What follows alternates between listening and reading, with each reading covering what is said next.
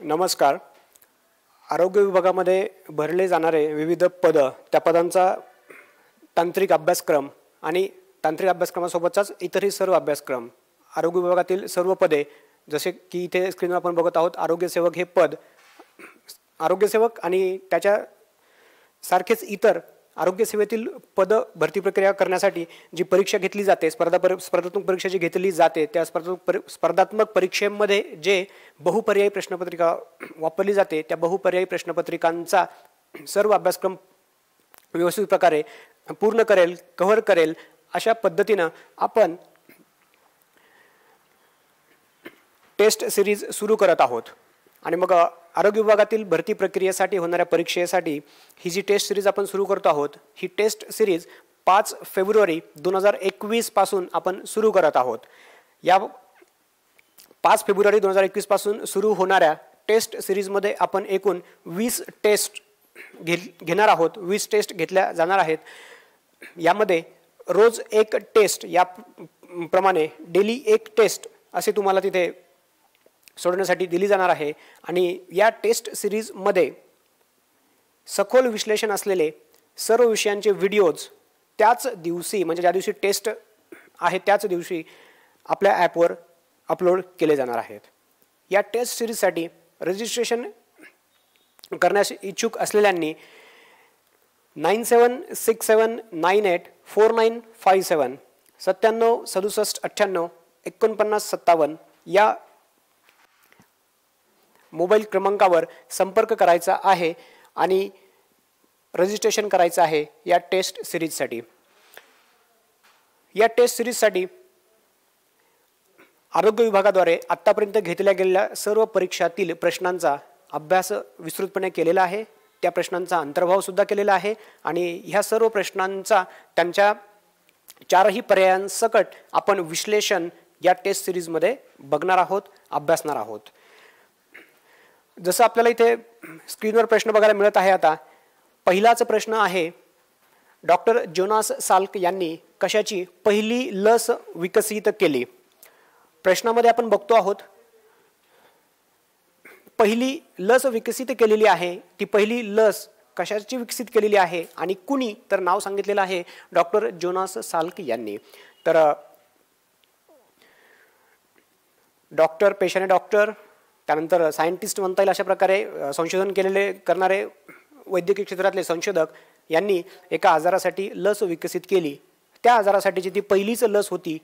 त्याच्यामुळे हा प्रश्न इथे बनवलेला आहे, डॉक्टर जोनास साल्क यांनी कशाची पहिली लस विकसित केली. आणि इथे पर्याय जे आपल्याला बघायला मिळत आहेत त्या पर्यायांमध्ये ए पहिला पर्याय आहे पोलिओ, बी दुसरा पर्याय आहे मलेरिया, सी तिसरा पर्याय आहे हत्तीरोग आणि डी जो चौथा पर्याय आहे हिवताप.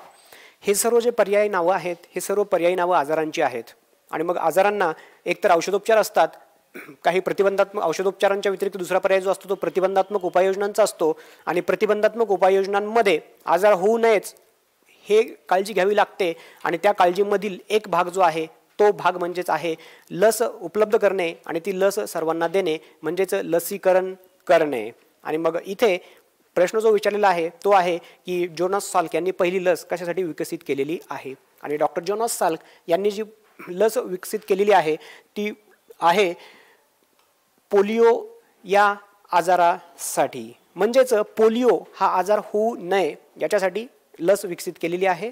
म्हणून या पहिल्या प्रश्नाचं उत्तर आहे पोलिओ.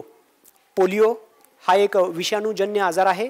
विषाणू म्हणजे व्हायरस, व्हायरसमुळे होणारा हा आजार आहे. हा विषाणूजन्य व्हायरस मुख्यतः पचनसंस्थेमध्ये, त्यातही बालकांच्या पचनसंस्थेमध्ये राहतो. आणि बालकांच्या पचनसंस्थेतून जो टाकाऊ पदार्थ, मल ज्याला म्हणतो आपण, स्टूल्स शरीराच्या बाहेर टाकले जातात, त्या स्टूल्स मलासोबत हा विषाणू वातावरणामध्ये येतो. आणि हाच मल ज्यावेळेला पाण्यामध्ये मिसळतो त्या पाण्याला दूषित करतो. आणि तसं पाणी, त्या पाण्याच्या संपर्कात असलेले अन्नपदार्थ जेव्हा इतर कोणी बालक प्राशन करतो, घेतो, खातो, पितो, त्यावेळेला त्या बालकाच्या शरीरामध्ये हा विषाणू प्रवेश करतो.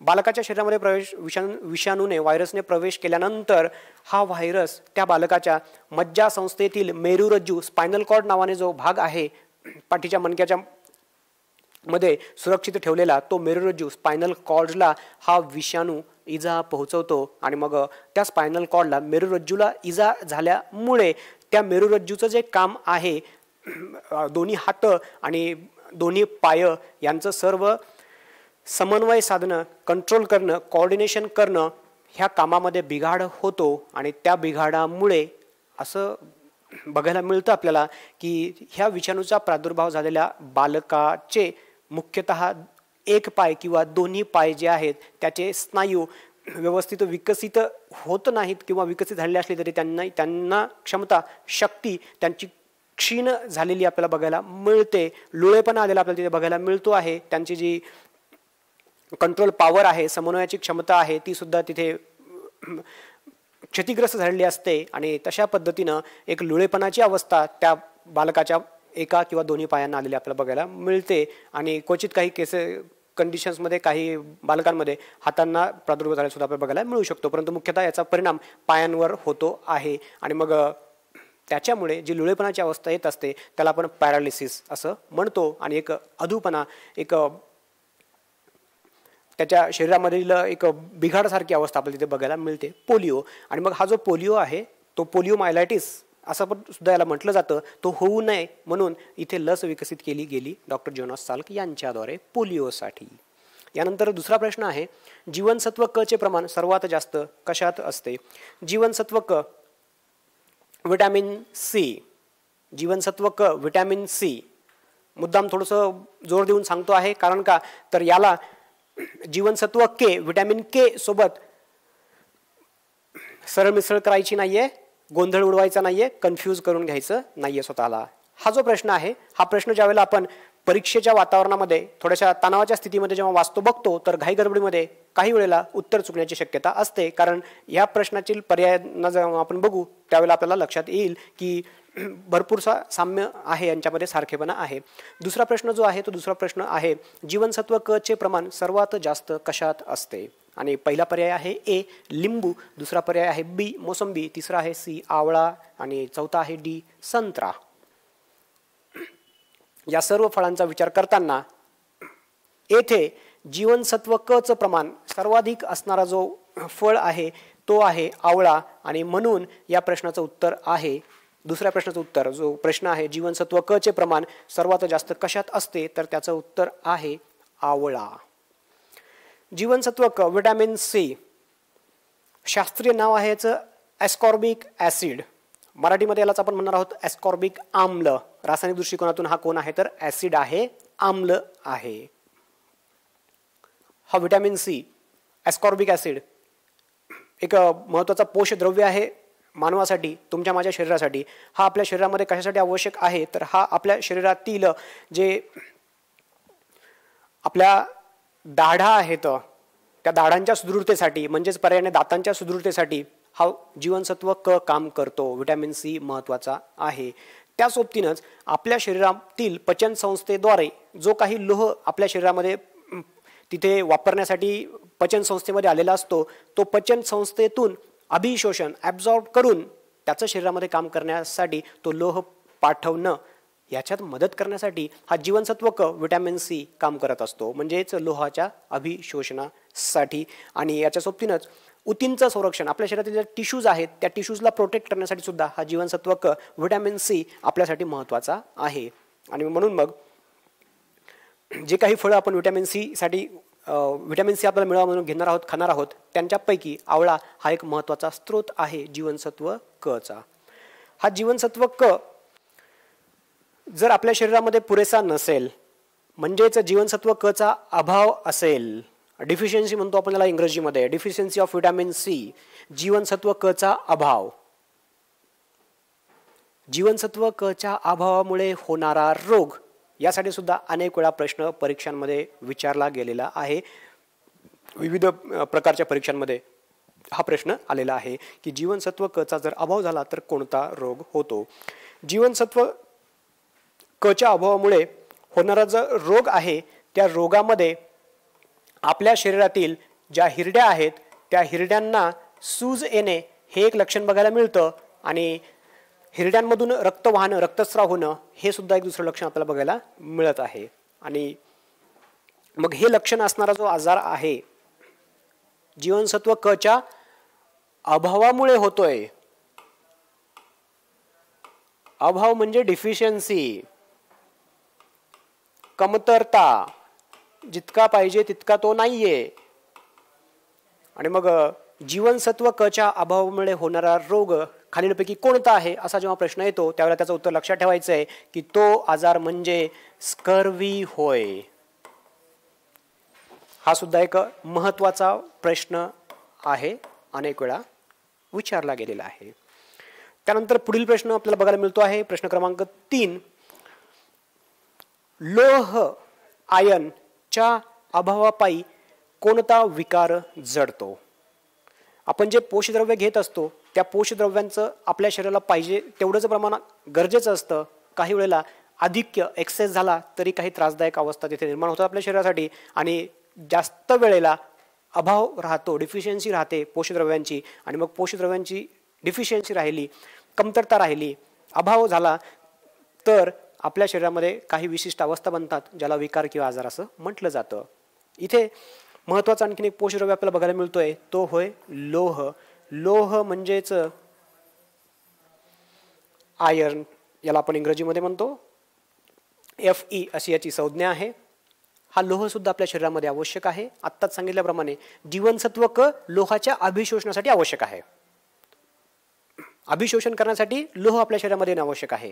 हा आपला लोह त्याच्या विशिष्ट स्रोतांमधून आपल्या शरीरामध्ये येतो, किंवा आपण जे काही अन्नपदार्थ मुख्यतः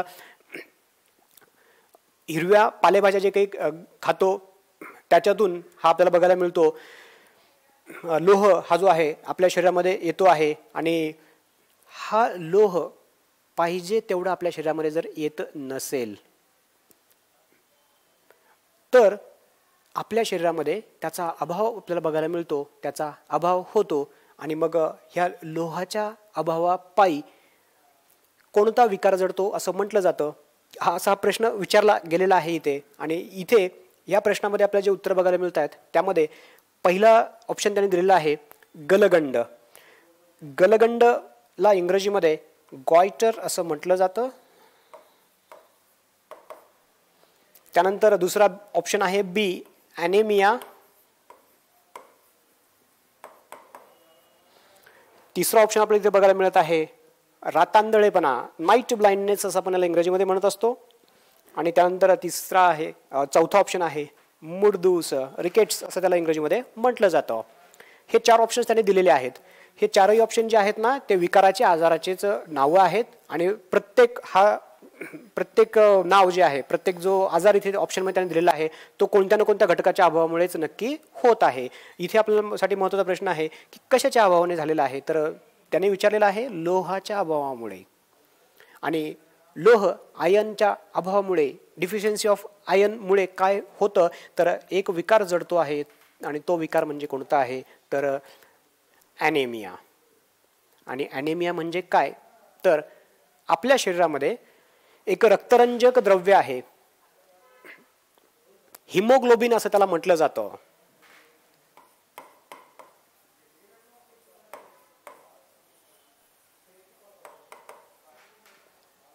हा हिमोग्लोबिन जो आहे, ह्या हिमोग्लोबिनमध्ये 2 घटक आहेत. एक पहिला घटक आहे हिम, HAEM. आणि हा जो हिम आहे तो हिम म्हणजेच दुसरा तिसरा कोणी नसून हा लोह म्हणजे आयन होय. हा लोह आपल्या शरीरामध्ये येतो आहे, जीवनसत्व क च्या मध्ये त्याचं अभिशोषण होतं आहे. अभिशोषण झाल्यानंतर तो रक्तामध्ये जातो आहे. रक्तामध्ये गेल्यानंतर आपल्या शरीरातील पेशी त्या लोहाचा उपयोग करण्यासाठी कामाला लागता येतं. आणि या लोहाचा उपयोग करण्यासाठी हा लोह, ज्याला दुसरं नाव हिम दिलं जातं आहे, हा लोह या हिम रूपामध्ये आपल्या शरीरातील एका प्रथिनासोबत, प्रोटीन सोबत जोडला जातो आहे. आणि तो प्रथिन किंवा प्रोटीन जो आहे त्याचं नाव आहे ग्लोबिन. आणि मग हा लोह, हिम, प्रथिन, ग्लोबिन यांच्या दोघांच्या एकत्रित येण्यातून नवीन घटक इथे बनलेला बघायला मिळतो आहे, त्याचं नाव आहे हिमोग्लोबिन. आणि हा जो हिमोग्लोबिन आहे, ह्या हिमोग्लोबिनमुळे आपल्या शरीरातील रक्त जे आहे त्या रक्तातील एक महत्त्वाची पेशी जी आहे लोहित रक्तपेशी, रेड ब्लड कार्पसल्स किंवा रेड ब्लड सेल्स, लाल रक्तपेशी, ती रक्तपेशी याच्या संदर्भामध्ये आहे किंवा त्या रक्तपेशीमध्ये RBCमध्ये आपल्याला हा हिमोग्लोबिन असलेला तिथे बघायला मिळतो आहे आणि त्याच्यामुळे आपल्या रक्ताला लाल रंग प्राप्त होतो. त्याच्या सोबतीनं हा हिमोग्लोबिन आपल्या शरीरामध्ये वायूंचं वहन करण्यासाठी महत्त्वाचा घटक आहे. आता लोहाचा अभाव आहे, लोह पाहिजे तेवढा नाहीये, तर त्याचा अर्थ हा जो हिमभाग आहे हा हिमभाग पाहिजे त्याच्यापेक्षा फार कमी आहे. आणि मग हा लोह फार कमी आहे, ग्लोबिन पुरेसा जरी असला किंवा बनवला आपल्या शरीराने तरी सुद्धा त्या ग्लोबिनला भेटण्यासाठी त्याच्यासोबत जोडला जाऊन हिमोग्लोबिन तयार करण्यासाठीचा हिम किंवा आयर्न जो आहे तो कमी आहे. आणि त्याच्यामुळे काय होतंय की हिमोग्लोबिन घटकच बनणार नाहीये. हिमोग्लोबिन घटक नाही बनला की आपल्या शरीरातील वायूंच्या वहनाच्या प्रक्रियेवर सुद्धा परिणाम झालेला आपल्याला तिथे बघायला मिळत आहे. आणि हिमोग्लोबिन नाही बनत आहे तर मग आपल्या शरीरातील हिमोग्लोबिनचं जे साधारण प्रमाण पाहिजे आहे त्याच्यापेक्षा त्या हिमोग्लोबिनचं प्रमाण कमी असेल. It will be below normal level. आणि मग तशा प्रकारे तो हिमोग्लोबिन ज्यावेळेला पाहिजे त्यापेक्षा कमी पातळीवर असेल त्यावेळेला जो विकार किंवा आजार जडतो त्यालाच म्हटलं जातं ॲनेमिया. आणि म्हणून मग लोहाच्या अभावामुळे कोणता विकार जडतो असा जेव्हा प्रश्न आपल्याला विचारला जातो आहे त्यावेळेला त्याचं उत्तर आहे ॲनेमिया. ॲनेमियाला मराठीमध्येच आपण पंडुरोग असं सुद्धा म्हणतो. यानंतर पुढचा प्रश्न आहे, जागतिक परिचारिका दिन केव्हा साजरा करतात? हा जो जागतिक परिचारिका दिन आहे तो केव्हा साजरा करतात? पहिला ए ऑप्शन आहे 12 मार्च, दुसरा बी ऑप्शन आहे 12 एप्रिल, तिसरा सी ऑप्शन आहे 12 मे आणि चौथा डी ऑप्शन आहे 12 जून. या प्रश्नाचं उत्तर शोधत असताना आपल्याला जागतिक परिचारिका दिन कशामुळे साजरा केला जातो त्याच्यासाठीचा काही ऐतिहासिक पार्श्वभूमी जी आहे ती माहीत असणं आवश्यक आहे.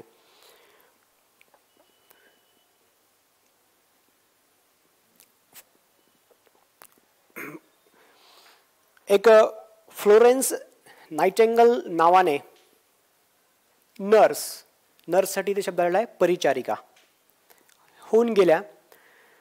त्यांनी जे आरोग्य क्षेत्रामध्ये त्यातही नर्स म्हणून परिचारिका म्हणून जे उल्लेखनीय काम केलेलं आहे त्यांच्या सन्मानार्थ त्यांची जी जन्मतारीख आहे 12 मे हा दिवस फ्लोरेन्स नाइटिंगेल यांच्या कार्याच्या सन्मानार्थ जागतिक परिचारिका दिन म्हणून साजरा केला जातो. आणि त्यामुळे हा जो चौथा प्रश्न आहे या चौथ्या प्रश्नाचं उत्तर आहे 12 मे. फ्लोरेन्स नाइटिंगेल यांचा जन्म 12 मे 1820ला झालेला होता आणि म्हणून त्यांचा वाढदिवसच जो आहे त्यांच्या कार्याचा गौरव करण्यासाठी जागतिक परिचारिका दिन म्हणून साजरा केला जातो.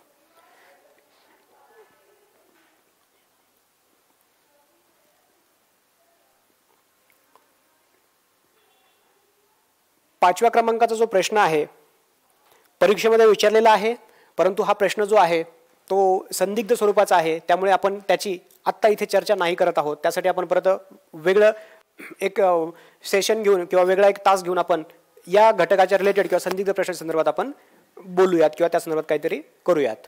त्यानंतर पुढचा प्रश्न आहे प्रश्न क्रमांक 6.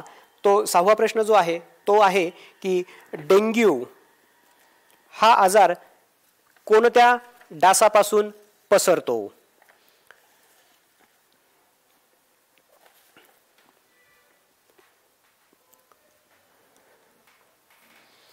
आजारांचा प्रसार होत असतो, आजार पसरत असतात, विविध त्याचे माध्यम आहेत, विविध मार्गांनी आजार पसरतात. ट्रान्समिशन ऑफ डिसीजेस असं आपण त्याला म्हणतो. इथे प्रश्न विचारलेला आहे, एका विशिष्ट आजाराचं नाव दिलेलं आहे, तो आजार एका विशिष्ट कीटकापासून पसरतो त्याचा पण उल्लेख केला गेलेला आहे. फक्त विचारलेला आहे की हा कोणत्या प्रकारच्या डासापासून पसरतो. डेंग्यू हा आजार कोणत्या डासापासून पसरतो? पहिला ऑप्शन दिलेला आहे ए ॲनाफिलिस, दुसरा आहे बी एडिस, तिसरा आहे सी मान्सोनायडी आणि चौथा आहे डी क्युलेक्स. साधारणपणे हे डासांचं विशिष्ट स्पेसीज म्हणता येईल, जात म्हणता येईल, त्याचा एक गट दाखवत आहेत. यांच्याकडून मुख्यतः ॲनाफिलेस आणि एडिस यांच्याकडून मानवाला त्रासदायक असे रोग नक्कीच पसरवले जातात. त्या डासांच्या शरीरामध्ये रोगास कारणीभूत घटक असतात. ते डास ज्यावेळेला त्यांचं अन्न मिळवण्याच्या प्रयत्नामध्ये माणसाचं रक्त घेण्यासाठी म्हणून माणसाला चावतात, त्यावेळेला हे आजारास कारणीभूत घटक मानवाच्या शरीरामध्ये प्रवेश करतात. मानवाच्या रक्तामध्ये प्रवेश केल्यानंतर त्यांची संख्या वाढते, म्हणजे त्यांना अन्नपदार्थ मिळतं, पोषण मिळतं त्यांना, आणि मग त्यांची संख्या मानवाच्या शरीरामध्ये रक्तामध्ये वाढायला लागते. आणि मग त्यांची संख्या वाढत असताना मानवाला त्रास व्हायला लागतो, त्रासदायक स्थिती येते. ती त्रासदायक स्थिती म्हणजेच आजार होय. आणि इथे जो आजाराचं नाव दिलेलं आहे तो आहे डेंग्यू. डेंग्यू फीवर असंही याला म्हटलं जातं. आणि आपल्या शरीरामध्ये ज्या वेळेला आजारास कारणीभूत घटक आपल्या शरीरामध्ये येत आहेत आणि त्रासदायक अवस्था निर्माण होण्यास सुरुवात करत आहेत, त्यावेळेला आपल्या शरीराची रोगप्रतिकारक शक्ती सुद्धा आजार होऊ नये म्हणून ह्या आजारास कारणीभूत असणाऱ्या घटकांना मारण्यासाठी कामाला लागते, सुरुवात करत असते. आणि मग आजारास कारणीभूत घटक, आजार होऊ नये म्हणून आपली रोगप्रतिकारक शक्ती, यांच्या दोघांमध्ये एकमेकांना संपवण्यासाठी जे काही प्रयत्न केले जातात, त्यातून काही वेळेला आजारास कारणीभूत घटक कमजोर पडतो, कमकुवत होतो किंवा संपवला जातो. तशाच पद्धतीनं काही वेळेला आपल्या शरीरातील रोगप्रतिकारक शक्तीसाठी काम करणाऱ्या पेशी क्षीण होतात, मारल्या जातात, कमकुवत होतात आणि त्यांची संख्या कमी कमी झालेली आपल्याला बघायला मिळत असते. मग आपल्या शरीरामध्ये RBCs, रेड ब्लड सेल्स, लोहित रक्तपेशी असतात. पांढऱ्या रक्तपेशी, ज्यांना सैनिक पेशी म्हटलं जातं शरीरामधलं, WBCs असतात. आणि त्यांच्या सोबतीनं रक्तबिंबिका, रक्तपट्टिका, प्लेटलेट्स नावाने सुद्धा आपल्या शरीरामध्ये रक्तामध्ये पेशी आहेत. आणि हा डेंग्यू नावाने जो आजार आहे त्याच्या लक्षणांमध्ये, त्याच्या निदानामध्ये ज्या गोष्टी आपल्याला महत्त्वाच्या बघायला मिळतात, त्यामध्ये ह्या प्लेटलेट नावाच्या ज्या पेशी आहेत, थोड्याशा चपट्या असणाऱ्या, रक्तबिंबिका, रक्तपट्टिका, प्लेटलेट्स असं त्यांना म्हटलं जातं, त्यांची संख्या जेवढी पाहिजे त्याच्यापेक्षा म्हणजे नॉर्मल लेवलपेक्षा कमी झालेली बघायला मिळते. आणि तशा वेळेला डेंग्यू झाला असं म्हटलं जातं. त्या प्लेटलेट्स ज्या आहेत, प्लेटलेट्स, रक्तबिंबिका, रक्तपट्टिका नावाच्या ज्या पेशी आहेत, त्या पेशींचं कार्य आपल्या शरीरामध्ये रक्ताचं जे पातळपण आहे, म्हणजेच रक्त आपल्या शरीरामध्ये वाहत राहण्यासाठी जेवढं पातळ राहणं आवश्यक आहे तेवढं पातळ ठेवण्यासाठी ह्या काम करतात. त्या सोबतीनंच आपल्याला जर कापलं, इजा झाली, रक्त वाहायला लागतं, ते वाहणारं रक्त थांबवण्यासाठी सुद्धा ह्या रक्तबिंबिका, रक्तपट्टिका कामाच्या असतात. त्यांचं कार्य तेच होय. आणि मग अशा या प्लेटलेट्सची संख्या कमी झालेली बघायला मिळते, तो म्हणजे आजार आहे डेंग्यू. आणि याच्या यास कारणीभूत जे घटक आहे तो आहे एक विशिष्ट डास, जो चावल्यामुळे हे सगळे मी आत्ता सांगितलेली प्रक्रिया आपल्या शरीरामध्ये घडते. आणि हा डेंग्यूस कारणीभूत असणारा जो डास आहे, जो चावल्यामुळे हा डेंग्यू पसरतो, तो म्हणजे आहे एडिस. मग एडिस नावाने जो डास आहे त्याच्या चावण्यामुळे डेंग्यू नावाचा आजार जो आहे तो पसरत असतो. त्यासाठी क्रमांक 6च्या प्रश्नाचं उत्तर आहे एडिस. हा एक ऑप्शन आपल्याला इथे बघायला मिळत आहे, ऑप्शन ए किंवा अ, ॲनाफिलस. ॲनाफिलस नावाचा डास आहे. या डासामध्ये इतरांसारखंच नर आणि मादी अशा प्रकारे असतात. आणि ॲनाफिलस डासाची मादी, फिमेल ॲनाफिलस डाससुद्धा एका आजार पसरण्यास कारणीभूत आहे. आणि तो म्हणजे कोणता, तर तो होय मलेरिया. आणि मग हिवतापास कारणीभूत असणारा जो डास आहे पसरण्यास, तो होय ॲनाफिलस डासाची मादी. या प्रश्नामध्ये आपल्याला विचारलं होतं डेंग्यू, आणि डेंग्यूसाठी कारणीभूत डास आहे एडिस. त्यानंतर जाऊ आपण वळूयात पुढच्या प्रश्नाकडे. हा पुढच्या प्रश्नामध्ये आहे प्रश्न क्रमांक 7वा जो आपल्याला तो बघायला मिळतो आहे तो आहे क्षयरोगाचे जंतू कोणत्या शास्त्रज्ञाने शोधून काढले. पहिला ऑप्शन ए आहे अलेक्झांडर फ्लेमिंग, दुसरा ऑप्शन बी आहे रॉबर्ट कॉक, तिसरा ऑप्शन आहे रॉबर्ट लुईस आणि चौथा डी ऑप्शन आहे रॉबर्ट वॉन. यांच्यापैकी क्षयरोगाचे जंतू, क्षयरोग ट्युबरकुलोसिस, मायकोबॅक्टेरियम ट्युबरकुली नावाचा एक जीवाणू, बॅसिलस बॅक्टेरिया ज्याला आपण म्हणतो, त्याच्यामुळे होणारा हा आजार आहे. फुफ्फुसांना म्हणजे श्वसन संस्थेतील एका महत्त्वाच्या घटकाला हा इजा पोहोचवतो, तो क्षयरोग किंवा ट्युबरक्युलोसिस होय. आणि हा क्षयरोग ट्युबरक्युलोसिस ज्या विषाणूमुळे होतो, तो विषाणू मायकोबॅक्टेरियम ट्युबरक्युली शोधण्याचं काम ज्या शास्त्रज्ञांनी केलेलं आहे, त्या शास्त्रज्ञाचं नाव आपल्याला माहिती पाहिजे, लक्षात ठेवायचं आहे. ते आहे रॉबर्ट कॉक. स्क्रीनला काळजीपूर्वक बघायचं आहे. रॉबर्ट कॉक, ROBERTKOCH असं त्यांचं इंग्रजीमधलं स्पेलिंग आहे. That is Robert cock. आणि मग रॉबर्ट कॉक यांनी क्षयरोगास कारणीभूत जंतू जीवाणू असतो मायकोबॅक्टेरियम ट्युबरक्युली नावाचा, तो शोधलेला आहे रॉबर्ट कॉक यांनी. आणि म्हणून या प्रश्नाचं उत्तर आहे बी, रॉबर्ट कॉक. रॉबर्ट कॉक यांनी क्षयरोगास कारणीभूत जीवाणू शोधलेला आहे, जंतू शोधलेला आहे. ज्यांनी जंतू शब्द वापरला इट्स ओके, बट जीवाणू असतो तो खऱ्या अर्थाने. आपल्यासाठी इथे उत्तर आहे रॉबर्ट कॉक. रॉबर्ट कॉक यांनी जो जीवाणू शोधलेला आहे, तो जीवाणू कारणीभूत आहे क्षयरोगास. क्षयरोगाला आपण ट्युबरक्युलोसिस असं म्हणतो. आणि रॉबर्ट कॉक यांनी ट्युबरक्युलोसिसचा जीवाणू शोधलेला आहे, त्यामुळे ट्युबरक्युलोसिस या आजारास कॉच डिसीज असंही म्हटलं जातं. हा प्रश्नसुद्धा आपल्याला लक्षात ठेवायचा आहे की ट्युबरक्युलोसिसला दुसरं कोणतं नाव आहे किंवा कॉच डिसीज म्हणजे कोणता आहे, तर तो दुसरा कोणी नसून तोच ट्युबरक्युलोसिस होय. त्यानंतर पुढचा प्रश्न आहे, भारतामध्ये पल्स पोलिओ कार्यक्रम यावर्षी सुरू झाला. पल्स पोलिओ, पोलिओ होऊ नये म्हणून लस विकसित केलेली आहे. ही लस एकाच वेळी सर्वांना दिली जाते. याचं कारण असं आहे की माझ्या कुटुंबामध्ये उदाहरणार्थ 3 बालक असतील, त्या 3ही बालकांना पोलिओची लस देणं आवश्यक आहे. कोणत्याही कारणाने 3 2 बालकांना लस दिली गेली आणि 1 बालक जर सुटला आणि दुर्दैवाने त्या सुटलेल्या बालकाच्या शरीरामध्ये जर पोलिओचा व्हायरस असेल, तर त्याच्या शरीरातून तो वातावरणामध्ये येणार आहे आणि वातावरणात येऊन तो दूषित पाण्याद्वारे इतरांकडे सुद्धा पोहोचणार आहे. आणि मग अशा पद्धतीनं एखादंही बालक जर लसीकरणातून सुटलं तर ते बालक आजार परत पुढे वातावरणामध्ये आणि इतर बालकांकडे पसरवण्यास कारणीभूत ठरू शकतं. असं होऊ नये म्हणून सार्वत्रिक पद्धतीनं एकाच दिवशी सर्व बालकांना ही लस दिली जाते. आणि मग ही जी पोलिओची लस आहे, ती पोलिओची लस देण्याचा कार्यक्रम जो भारतामध्ये सुरू झालेला आहे, तो सुरू झालेला आहे 1995 या वर्षी, 1995.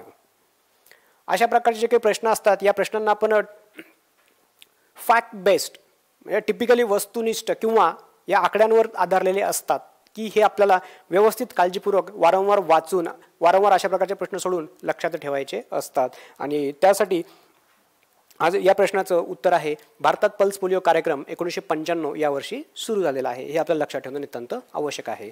अशाच पद्धतीनं फॅक्ट बेस आकडेवारीवर आधारलेला, इसवी सनावर आधारलेला पुढचा प्रश्न आपल्याला बघायला मिळत आहे. आणि हा पुढचा प्रश्न जो आहे तो आहे राष्ट्रीय ग्रामीण आरोग्य अभियान. राष्ट्रीय नॅशनल एन, ग्रामीण रूरल आर, आरोग्य हेल्थ एच, अभियान M, mission NRHM, national rural health mission, तेच होय राष्ट्रीय ग्रामीण आरोग्य अभियान. भारतात कोणत्या वर्षी सुरू झाले? थोडक्यात NRHM भारतामध्ये कोणत्या वर्षी सुरू झालेले आहे? आणि भारतामध्ये NRHM जे आहे त्याची सुरुवात झालेली आहे इसवी सन 2005 सालापासून किंवा इसवी सन 2005 साली. मग NRHM कोणत्या साली सुरू झालेलं आहे भारतामध्ये? तर ते सुरू झालेलं आहे 2005 साली. आणि याची सुरुवात, याची घोषणा केलेली आहे तत्कालीन भारताच्या पंतप्रधानांनी, means the then prime minister of India, त्यांनी या कार्यक्रमाची घोषणा केलेली आहे. अशा पद्धतीनं राष्ट्रीय ग्रामीण आरोग्य अभियान भारतात 2005 साली सुरू झालेले आहे. यानंतर पुढचा प्रश्न आपल्याला बघायला मिळत आहे स्क्रीनवर, तो आहे खालीलपैकी कोणत्या मार्गाने HIV प्रसार होत नाही. मुख्यतः HIV प्रसार होत नाही असा प्रश्न विचारलेला आहे. या प्रश्नाचं उत्तर शोधत असताना आपल्याला थोडक्यात HIV म्हणजे काय माहिती असणं आवश्यक आहे आणि HIVचा प्रसार कसा होतो हे सुद्धा माहिती असणं आवश्यक आहे. HIV हा H आहे ह्युमन मानव, हा I आहे इम्युनो डिफिशियन्सी या पूर्ण शब्दासाठी आणि V आहे व्हायरस म्हणजे विषाणू. ह्युमन इम्युनो डिफिशियन्सी व्हायरस असं या व्हायरसला विषाणूला नाव दिलं गेलेलं आहे.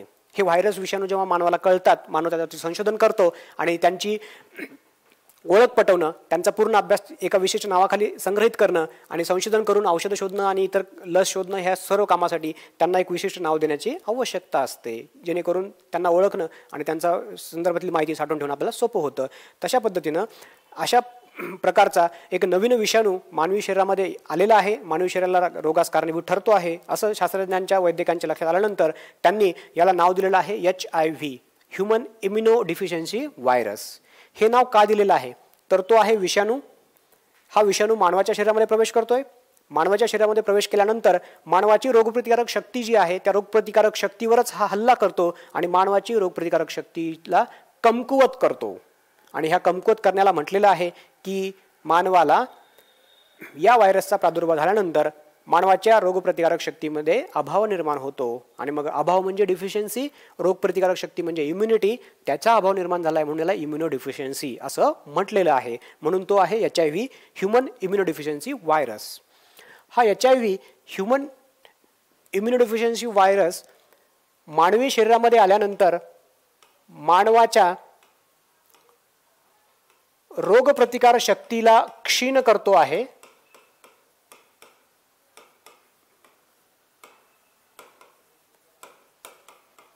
आणि रोगप्रतिकारक शक्ती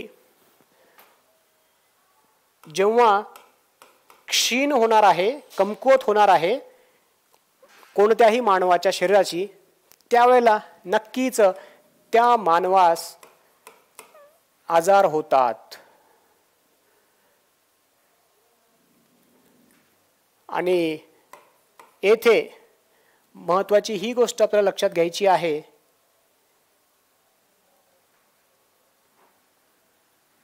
की ज्या वेळेला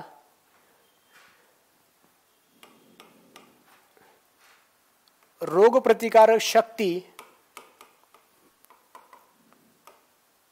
क्षीण होते, कमकुवत होते, वीक होते, त्यावेळेला मानवास आजार होत असतात. ह्या HIVमुळे आपल्या शरीराची म्हणजे मानवी शरीराची रोगप्रतिकारक शक्ती इतकी क्षीण कमकुवत होऊन जाते की त्या व्यक्तीला, त्या मानवाला कोणताही आजार पटकन होतो, झालेला आजार लवकर बरा होत नाही. आणि अशामुळे त्या व्यक्तीच्या शरीरामध्ये क्षयरोग होऊ शकतो, तो लवकर बरा होणार नाहीये. त्या व्यक्तीची पचनसंस्था जर बिघडली तर ती पटकन व्यवस्थित पूर्ववत होणार नाहीये, जसं निरोगी व्यक्तीमध्ये पटकन होऊ शकेल किंवा औषधोपचाराने होऊ शकेल.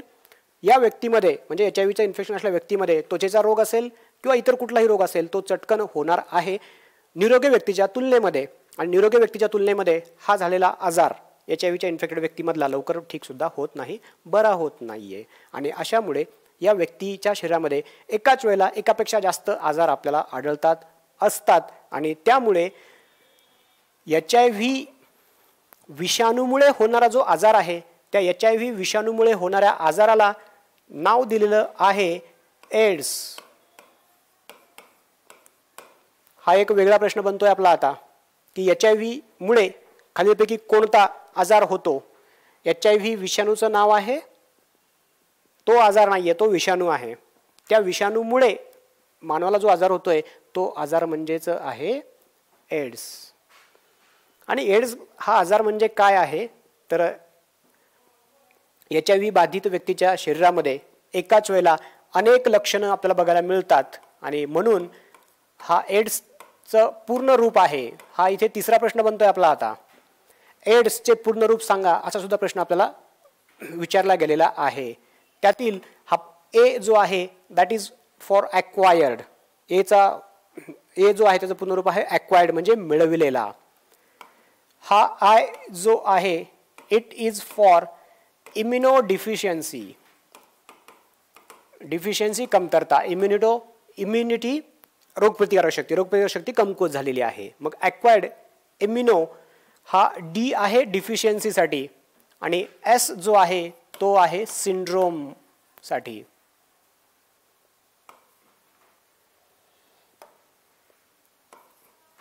SYNDROMA. आणि सिंड्रोम म्हणजेच काय तर लक्षणांचा समूह. एखादा आजार असला त्याची लक्षणं असतात, इथे वेगवेगळे आजार असतील त्या सर्व आजारांचा एकत्रित लक्षणांचा समूह तिथे बघायला मिळतो त्या व्यक्तीच्या शरीरामध्ये आणि तशा अवस्थेला एड्स हा आजार असं म्हटलं जातं. आणि मग इथे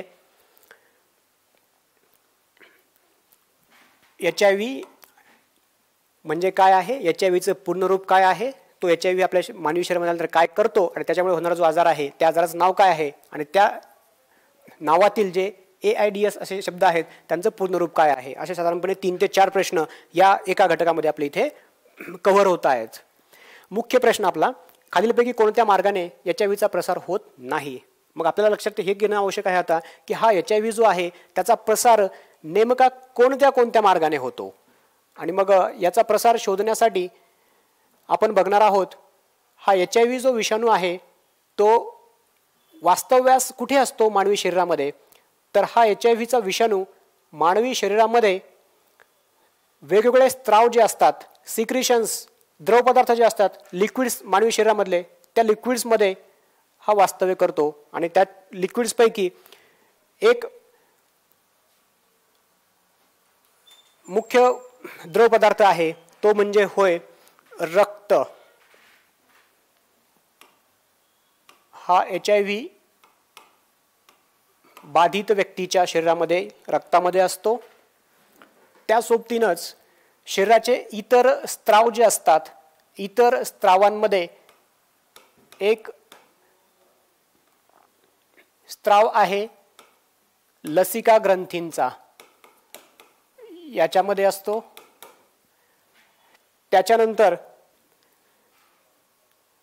काही वेळेला खूप जास्त प्रमाण असेल, याचं व्हायरल लोड म्हणतात त्याला, खूप जास्तच असेल तर तो बाधित व्यक्तीच्या लाळेमध्ये सुद्धा सापडतो. त्यानंतर वीर्यामध्ये सुद्धा सापडतो. यानंतर योनिस्त्राव हे असे मानवी शरीरातील, पुरुष शरीर असेल स्त्री शरीर असेल, यांच्यामध्ये आढळणारे हे वेगवेगळ्या प्रकारचे घटक आहेत, द्रव पदार्थ आहेत. ह्या सगळ्यांमध्ये हा HIV वास्तव्यास असतो. आणि मग बाधित व्यक्तीच्या शरीरातील रक्त, लसिका ग्रंथीचा स्त्राव, कमी प्रमाणात पण लाळ, जास्त प्रमाणात वीर्य, योनिस्त्राव यांची देवाणघेवाण केली गेली म्हणजे बाधित व्यक्तीच्या शरीरातील यांच्यापैकी कुठलाही द्रव पदार्थ कोणत्याही पद्धतीनं निरोगी व्यक्तीच्या शरीरात जर गेला तर ह्या बाधित व्यक्तीच्या शरीरातील HIV या स्त्रावांच्या द्वारे निरोगी व्यक्तीच्या शरीरामध्ये प्रवेश करतो आणि मग तो त्या निरोगी व्यक्तीला सुद्धा बाधा पोहोचवतो. त्याला निरोगी व्यक्तीचा आजार होण्यास तो तिथे कारणीभूत ठरतो. आणि मग हे जे काही स्त्राव आहेत हे स्त्राव विविध मार्गाने बाधित व्यक्तीपासून निरोगी व्यक्तीकडे जात असतात. यापैकी प्रामुख्याने रक्त हा जो घटक आहे, हा रक्त जो घटक आहे तो बाधित व्यक्तीने जर रक्तदान केले आणि त्याचं ते रक्त व्यवस्थित प्रकारे न तपासता निरोगी व्यक्तीला जर दिलं गेलं तर निरोगी व्यक्तीला HIVची बाधा होत असते.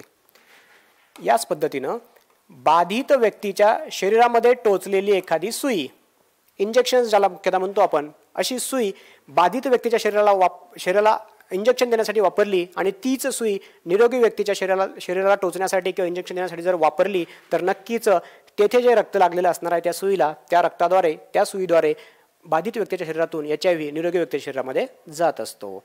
आता याचं प्रमाण या भरपूर वर्षांपासून नाहीये किंवा ते कमीच झालेलं आहे, परंतु व्यसन करणारे जे व्यक्ती आहेत, ड्रग्ज घेणारे जे काही व्यक्ती आहेत, इंजेक्शनद्वारे जे विविध प्रकारचे ड्रग्ज घेतले जातात, तशा वेळेला हे व्यक्ती ते ड्रग भरलेलं इंजेक्शन एकमेकांसोबत शेअर करतात, म्हणजे वाटून घेतल्यासारखं करतात. त्यांच्या शेअरिंगमध्ये बाधित व्यक्तीपासून निरोगी व्यक्तीच्या शरीरामध्ये हा HIVचा प्रसार होत असतो. आणि त्याच पद्धतीनं वीर्य, योनिस्त्राव यांच्याद्वारे सुद्धा हा HIV प्रसार होत असतो. आणि मग असा HIV प्रसार होऊ नये म्हणून काय काय करणं गरजेचं आहे आपल्याला, तर रक्तदान केल्यानंतर ते रक्त व्यवस्थित प्रकारे तपासणे आणि जर रक्त HIV ने बाधित असेल तर ते न वापरणे आणि रक्त जर चांगलं असेल तरच त्याचा वापर करणे हा एक पर्याय आहे. त्यानंतर कोणत्याही प्रकारे इंजेक्शन्स एकमेकांमध्ये शेअर न करणे किंवा एका व्यक्तीला वापरले इंजेक्शन दुसऱ्या व्यक्तीला न वापरणे हा एक दुसरा पर्याय आपल्याला तिथे बघायला मिळतो. त्यानंतर आहे वीर्य किंवा योनिस्त्रावाद्वारे सुद्धा हा जात असतो. तर मग वीर्य किंवा योनिस्त्रावाद्वारे हा आजार पसरू नये म्हणून सुरक्षित शारीरिक संबंध, सुरक्षित लैंगिक संबंध प्रस्थापित करणं, लैंगिक संबंधामध्ये सुरक्षितता राखणं ही गोष्ट आपल्याला नक्कीच पाळावी लागते, जेणेकरून हा HIV बाधित व्यक्तीकडून निरोगी व्यक्तीकडे जाणार नाही. आणि मग हे सांगितलेले आहेत ते आहेत त्याचे पसरण्याचे मार्ग. आणि यांनी आपल्या इथं प्रश्न विचारलेला आहे, प्रसार होत नाही. अशा प्रकारच्या परीक्षांमध्ये आपल्याला नेहमी काळजी घ्यायची ही असते, नाही जे शब्द टाकले असतात प्रश्नांमध्ये ते प्रश्न काळजीपूर्वक वाचूनच आपल्याला पर्यायांचा शोध घ्यायचा असतो. आता इथे आपल्याला बघायला मिळतोय खालीलपैकी कोणत्या मार्गाने HIVचा प्रसार होत नाही. म्हणजे आपल्याला अगोदर प्रसार होतो हे माहिती असणं आवश्यक आहे, जे आपण आत्ताच माहिती केलेलं आहे. आता इकडे बघूयात ऑप्शन्समध्ये कोण कोण आहेत. पहिला ऑप्शन आहे ए, दूषित सुयांमुळे याच्यामुळे प्रसार होतो. प्रश्न विचारलाय होत नाही. दुसरा बी आहे, असुरक्षित शारीरिक संबंध. शारीरिक संबंधाचा संबंध आहे वीर्य योनिस्त्रावा. जेव्हा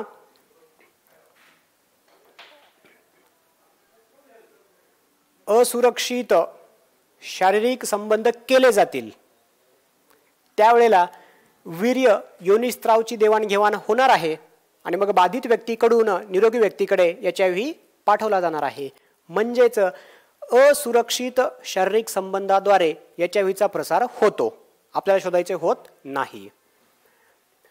पुढचा आहे डास चावल्याने आणि त्याचा पुढचा डी आहे दूषित रक्त संक्रमणामुळे. मी डायरेक्टली चौथ्यावर जातो आहे. दूषित रक्त संक्रमणामुळे. रक्त संक्रमण म्हणजे काय, तर दात्याने दिलं रक्त घेतलेलं आहे, रक्तपेढीद्वारे ते रक्त ज्याला गरज आहे त्या व्यक्तीला दिलं गेलेलं आहे, ते आहे रक्त संक्रमण, ब्लड ट्रान्सफ्युजन असं आपण याला म्हणत आहोत. आणि दूषित रक्त संक्रमित केलं गेलं त्याचा अर्थ ह्या रक्तामध्ये रक्तदान झाल्यानंतर व्यवस्थित त्याचा टेस्ट नाही केले, व्यवस्थित त्याला तपासलं गेलेलं नाहीये आणि न तपासता दिलं गेल्यामुळे त्याच्यातला HIVचा विषाणू आपल्याला सापडला नाही, कळाला नाहीये आणि मग ते आपण दूषित रक्त निरोगी व्यक्तीला दिलेलं आहे. मग इथे आपल्याला हे लक्षात येणार आहे आता की दूषित सुयांमुळे HIVचा प्रसार होतो, असुरक्षित शारीरिक संबंधामुळे सुद्धा HIVचा प्रसार होतो आणि दूषित रक्त संक्रमित केल्यामुळे सुद्धा HIVचा प्रसार होतो. विचारलेला आहे कशामुळे होत नाही आणि आपला एकच पर्याय उरलेला आहे आणि तो 100% वैज्ञानिक दृष्टिकोनातून सुद्धा खरा आहे, बरोबर आहे. तो म्हणजे कोणता, तर डास चावल्याने. तर डास चावल्याने HIVचा विषाणूचा प्रसार होत नाही हे आपल्याला इथे लक्षात ठेवणं नक्कीच आवश्यक आहे. मग आता काही वेळेला काही एक्सपर्ट्सला प्रश्न पडतो की डास चावणं, सरांनी आता थोड्या वेळापूर्वी पण एक्सप्लेन केलेलं होतं की डासांमुळे सुद्धा आजार पसरतात, की तो रक्तात असतो, रक्तातून तो इतर व्यक्तीच्या शरीरामध्ये प्रवेश करतोय वगैरे सगळ्या गोष्टी. मग हा कसा जात नाहीये, तर आतापर्यंतच्या सर्व संशोधनांती सर्व अभ्यासातून असं लक्षात आलेलं आहे की डास ज्या वेळेला HIVनं बाधित व्यक्तीला चावतो आहे, त्याच्या शरीरातील रक्त डासाच्या शरीरामध्ये येतं आहे, तर तसं रक्त आल्याच्या नंतर सुद्धा HIVचा विषाणू तिथे तग धरू शकत नाहीये आणि मग तिथे तग धरू न शकल्यामुळे तो त्या डासाच्या शरीरातून इतर व्यक्तीच्या शरीरामध्ये नाही जाते किंवा डासाच्या सोंडेला जरी त्यातला काही भाग लागलेला असला तरी तो तसा प्रकारे ट्रान्समिट होत नाहीये, प्रसारित होत नाहीये. आणि दुसरं कारण की हा HIVचा जो विषाणू आहे तो कुठल्याही जिवंत पेशीशिवाय असा वातावरणामध्ये किंवा हवेमध्ये फार काळ जिवंत नाही राहू शकत आहे आणि त्याच्यामुळे तो तसा डासांद्वारे पसरत नाही. आणि म्हणून खालीलपैकी कोणत्या मार्गाने HIVचा प्रसार होत नाही या प्रश्नाचं उत्तर आहे डास चावल्याने होत नाही. त्यानंतर पुढचं आहे खालीलपैकी कोणत्या शास्त्रज्ञाने कुष्ठरोगाचे जंतू शोधून काढले. जेरार्ड आर्मर हॅन्सन नावाने एक डॉक्टर शास्त्रज्ञ होऊन गेले, ज्यांनी अभ्यास करत असताना त्यांना लक्षात आलं की कुष्ठरोग, लेप्रसी साठी कारणीभूत एक घटक आहे आणि तो घटक मायकोबॅक्टेरियम लेप्री या नावाने ओळखला जातो. आणि मग हा जो कुष्ठरोग होण्यास कारणीभूत जंतू आहे हा पण मुख्यतः जीवाणू असतो, बॅक्टेरिया असतो. तो मायकोबॅक्टेरियम लेप्री हा शोधलेला आहे डॉक्टर हॅन्सन यांनी. त्यांचं पूर्ण नाव गेगार्ड आर्मर हॅन्सन हे होय. आणि डॉक्टर हॅन्सन यांनी हा लेप्रसी नावाचा आजार शोधलेला आहे, म्हणून या लेप्रसीला हॅन्सन्स डिसीज असं सुद्धा म्हटलं जातं. इथे एक नवीन प्रश्न आपला पूर्ण होतो आहे, तो म्हणजे कोणता, तर कुष्ठरोगास काय म्हटले जाते किंवा कुष्ठरोगाचे दुसरे नाव काय होय, ते आहे हॅन्सन्स डिसीज, लेप्रसी.